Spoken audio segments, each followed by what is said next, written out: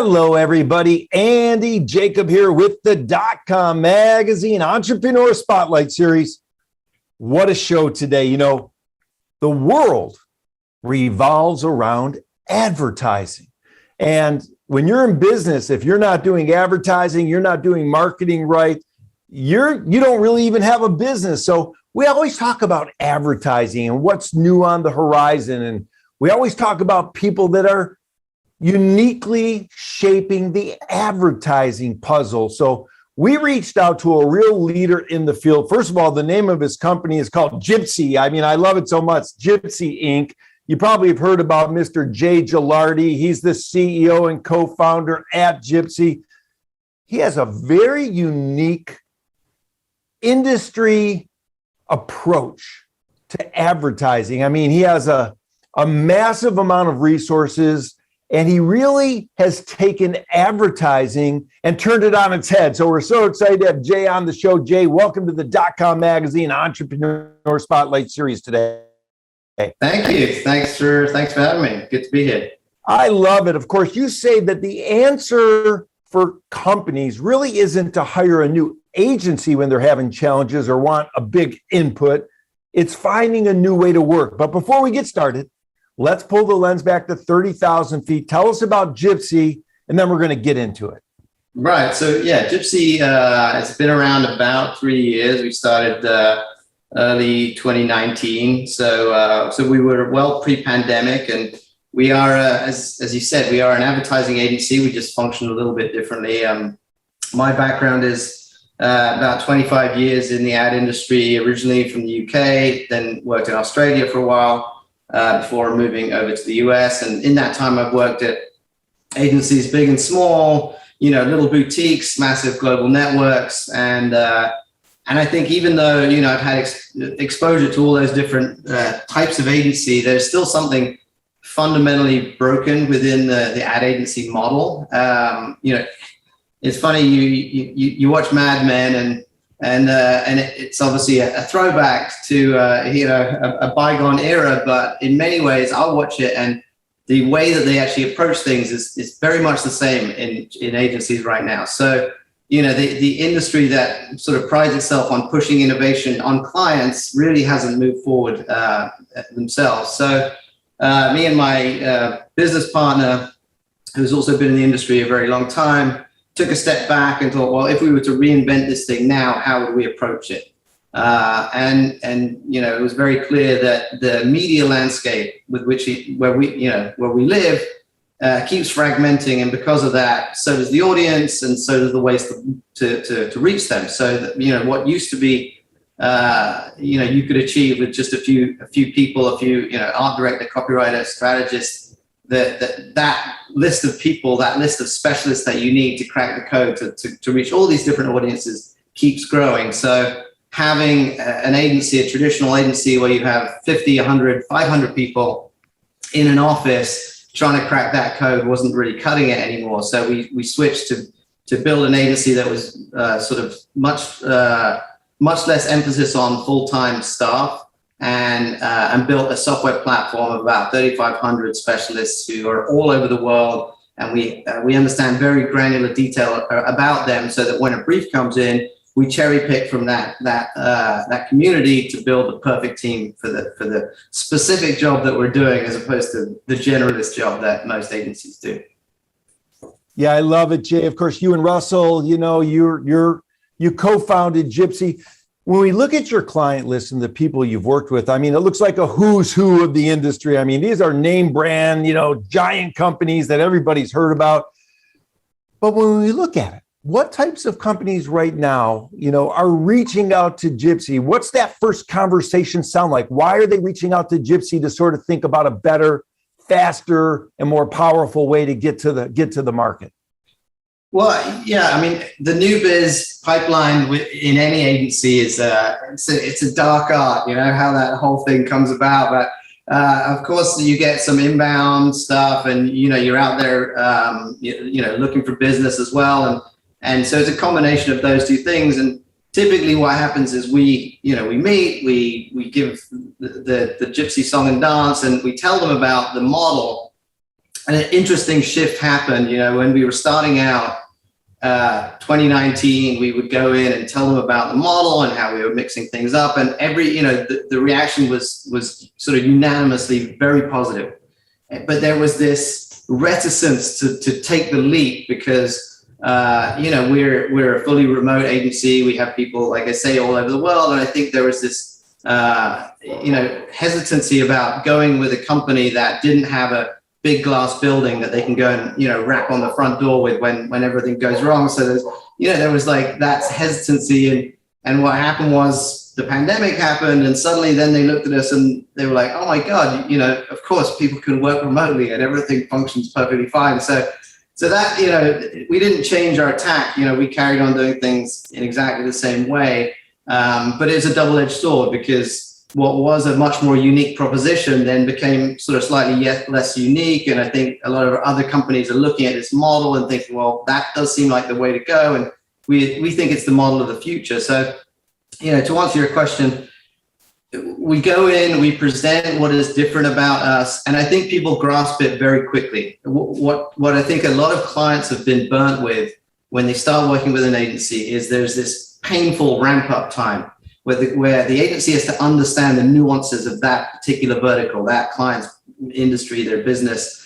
And what happens in an agency is, email goes out, they ask people in the 100 or so people in the building who has experience, with, I don't know, motorcycle insurance. And someone's like, well, I ride a motorcycle and I've done some insurance, and they become the brains trust. And then everyone, disseminates their knowledge, and then there's this painful period of ramp up time. With Gypsy, we go out and we find exactly people who really understand that business. So there is no ramp up time. We're already ready to go. And the specialists that we bring, it's often said, clients have often said that we know more about their industry than they do. And, they've been in it for years. So that's a testament to the model, and I think it's very attractive to a client because they've gone through that painful process of bringing on an agency and getting them up to speed.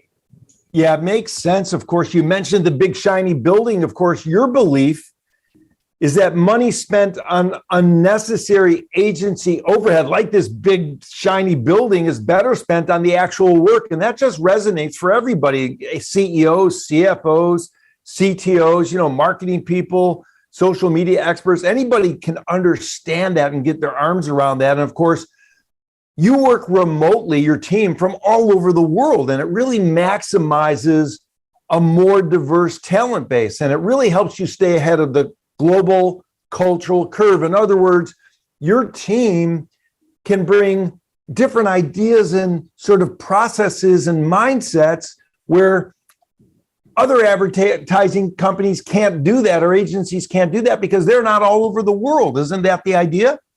That's a big part of it. I think there's,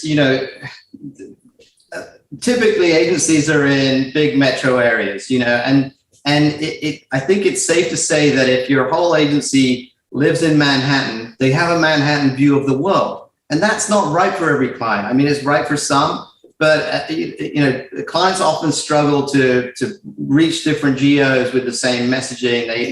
They struggle to, even within the US, there's tons of different demographic areas and psychographic areas that just like their motivations are radically different. So if you have everyone that is exposed to that environment, then it's hard for them to break out of that. So that's one piece of it. The other piece, and I think, you touched on it, having this network of gypsies all around the world. These are smart, creative, strategic thinkers. It allows us to validate our thinking in real time. So typically what a client might do is go to an agency, get an idea, then do a very expensive phase of research and testing and validation of this idea. And what we can do is, while we're ideating, we can build this kind of Jedi Council of gypsies around the world, or specifically in an area that we're pushing into with a new client, and they can validate the work as we go. So we don't have to do that painful process. Everything works very smoothly. And it works even further upstream than that we get a view of trends. So,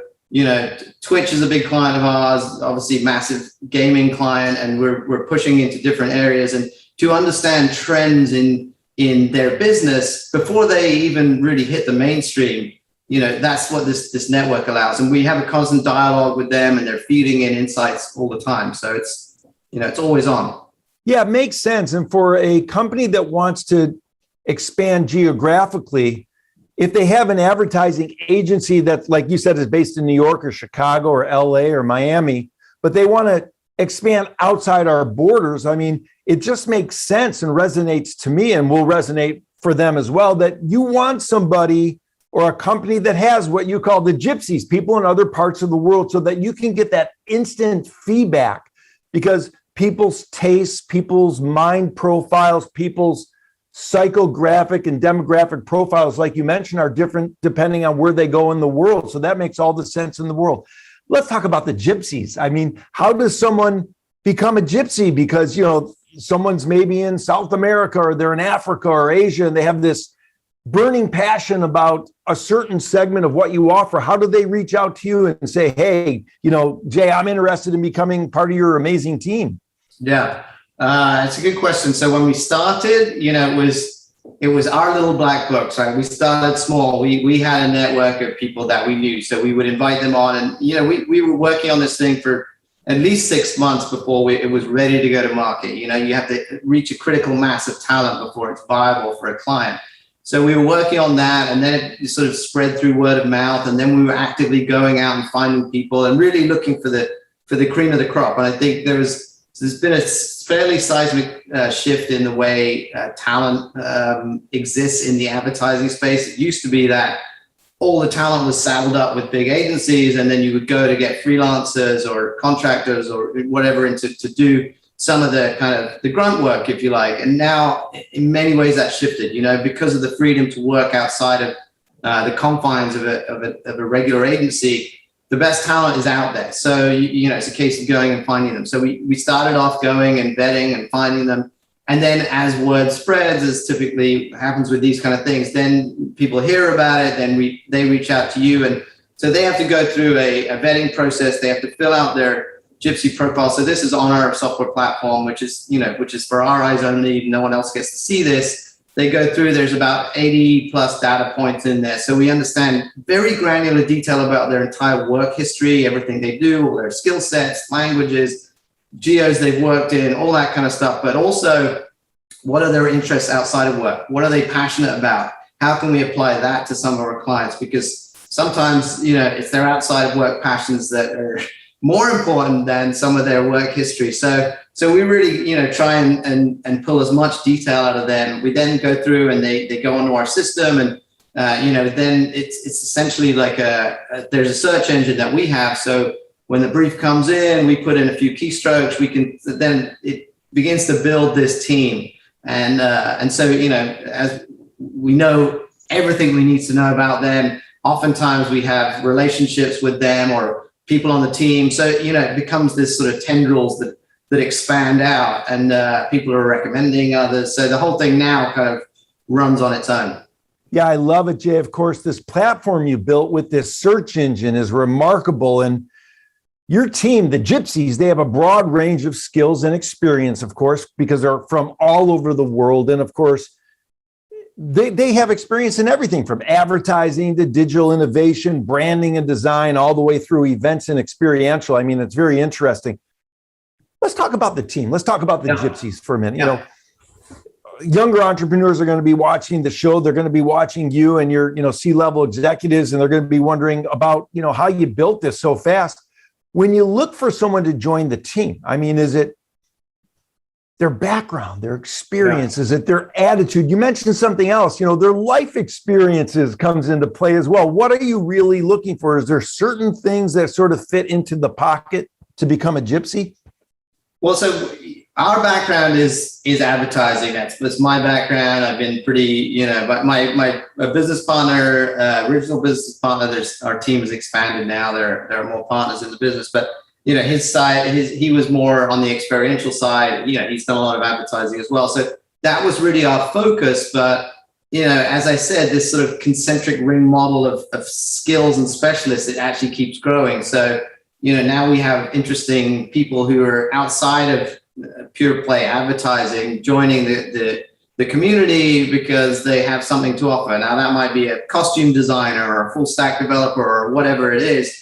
We think that having this rich tapestry of talent is really important, because again, you don't want to bring the same type of thinking every time. You need to mix it up with the types of clients that we have and the type of thinking that we want to put in front of them. So we look for a lot of things. We look for their background.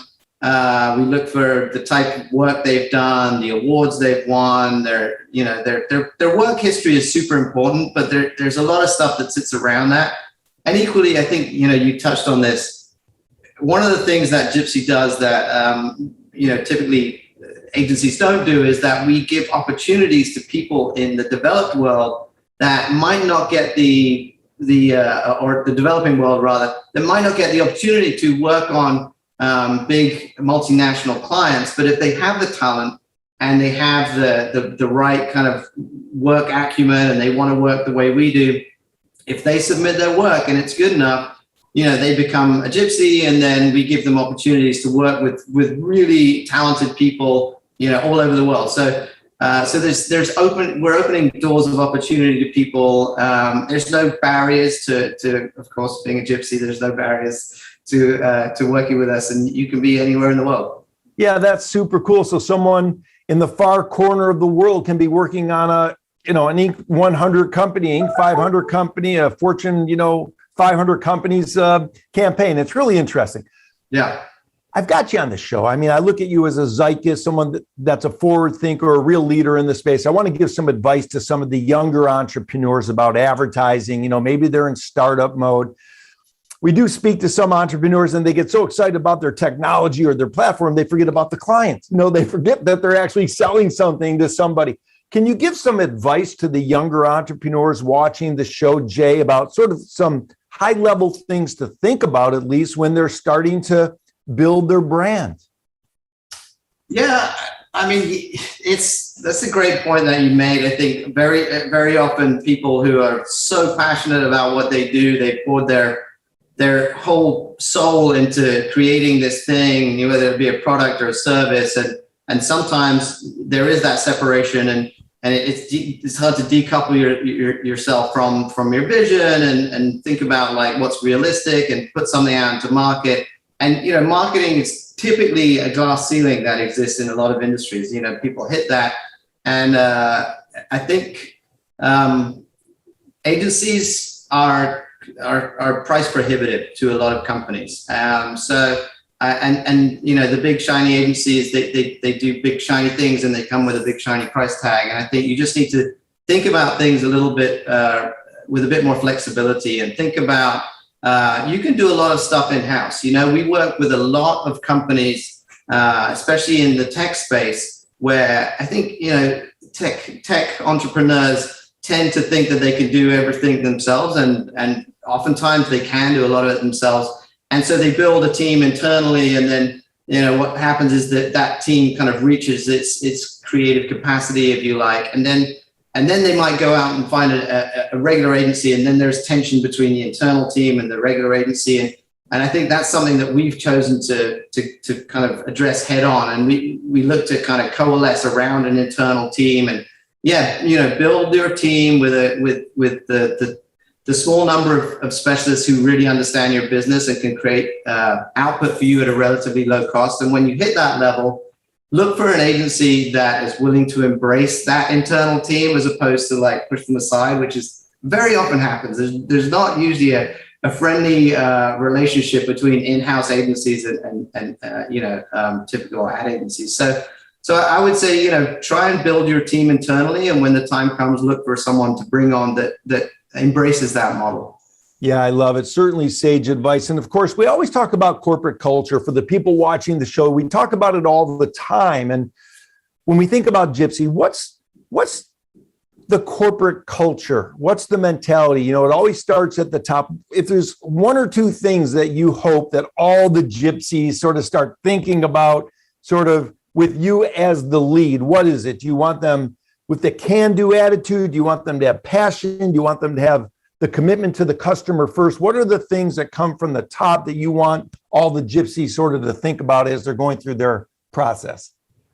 Well, I think one of the big things that struck me, and I think it's evident throughout the industry, is there's a lot of people that are leaving the ad industry. There's been a brain drain happening over a number of years, and part of the reason is that advertising is not a very flexible environment for people. You know, typically it's an industry with a lot of burnout, a lot of sweatshops, and people are expected to be chained to their desks every day. And you know, one thing that we pride ourselves on at Gypsy is giving people the flexibility to work in a way that suits them.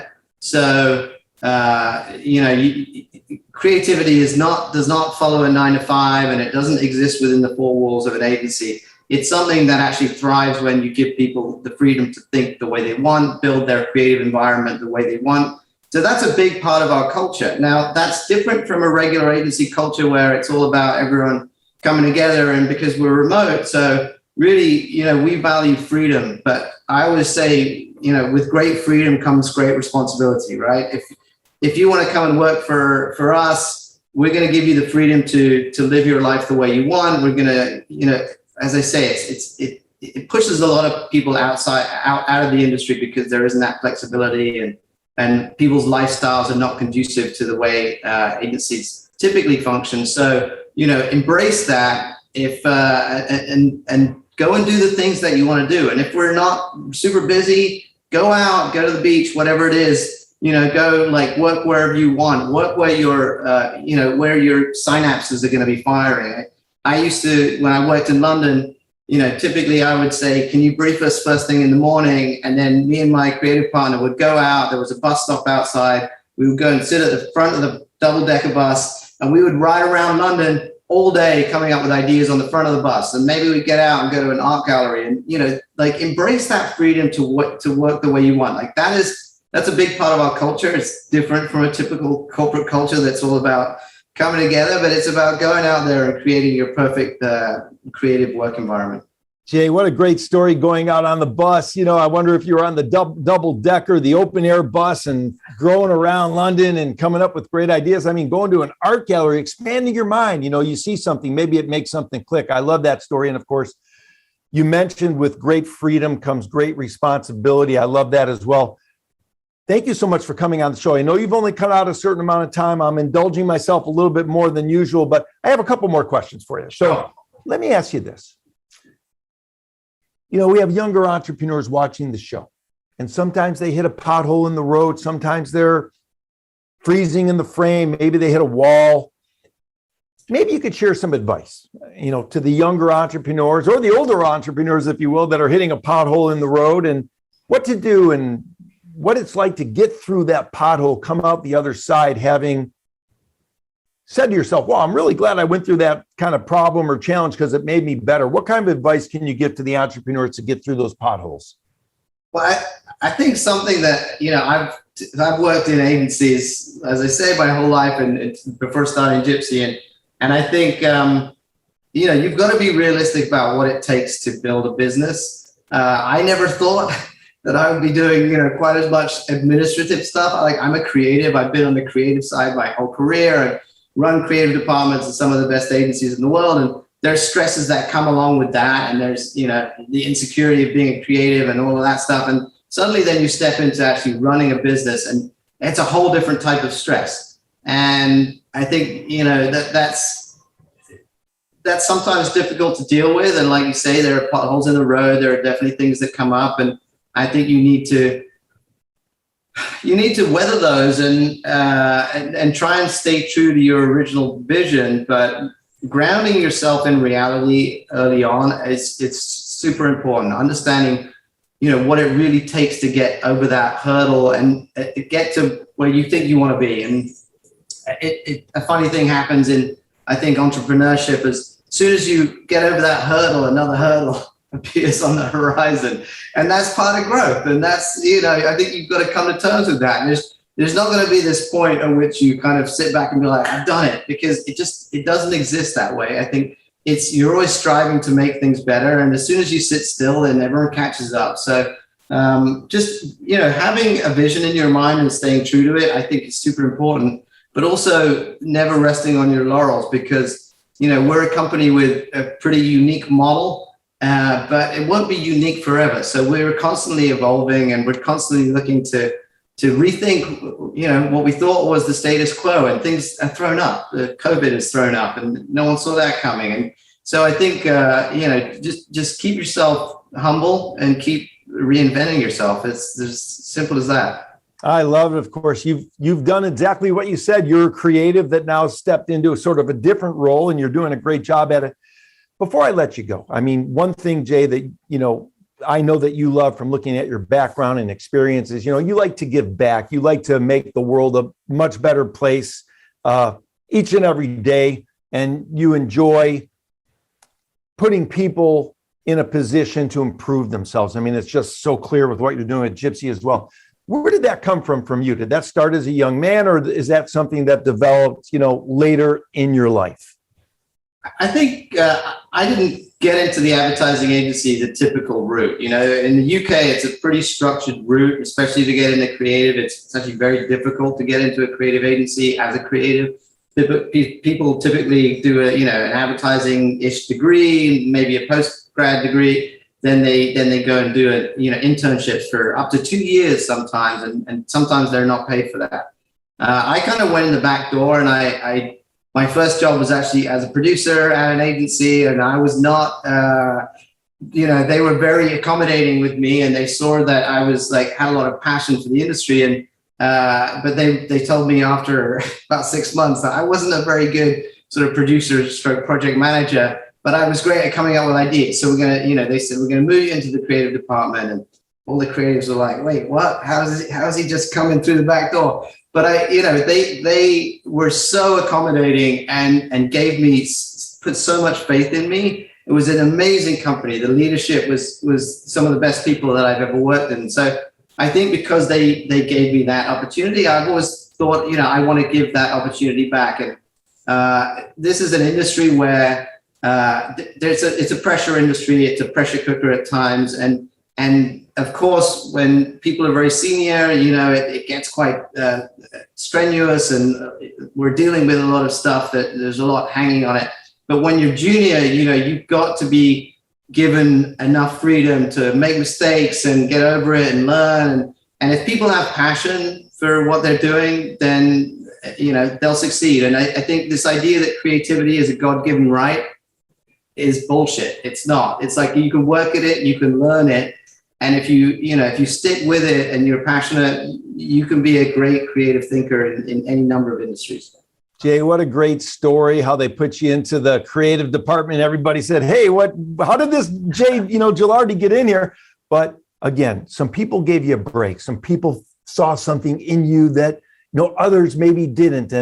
And you're now giving it back and you're paying it forward. I love this story so much, Jay. What a great interview. I mean, we're going to bring you back on the show. I just want to only talk about entrepreneurship with you on the next time we have you on the show. But what a great interview, Jay. I want to thank you so much for coming on the .com magazine Entrepreneur Spotlight Series today. This has been a lot of fun and very, very informative. Thank you so much.